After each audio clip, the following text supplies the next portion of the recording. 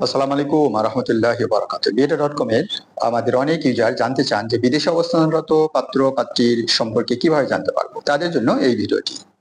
প্রথমে আপনি বিয়েটার এই অ্যাপে লগ ইন করবেন। করতেছি বিয়েটায় লগ ইন করার পর এই পেজটি আসবে আপনার সামনে। এখান থেকে আপনাকে এই যে খুঁজুনের ডান পাশে এখানে ক্লিক করতে হবে। করার পর আপনাকে আসতে হবে বর্তমান অবস্থানে। বর্তমান অবস্থান এখানে ক্লিক করার পর দেখা যাচ্ছে যে দেশে বিদেশে এই দুইটি সাধারণত অটো ক্লিক দেওয়া থাকে দেশে বিদেশে। আমরা এই দেশের ক্লিকটা উঠিয়ে দেব। উঠিয়ে দেওয়ার পর বিদেশ থাকবে, এরপরে বিদেশে সংরক্ষণে ক্লিক করব।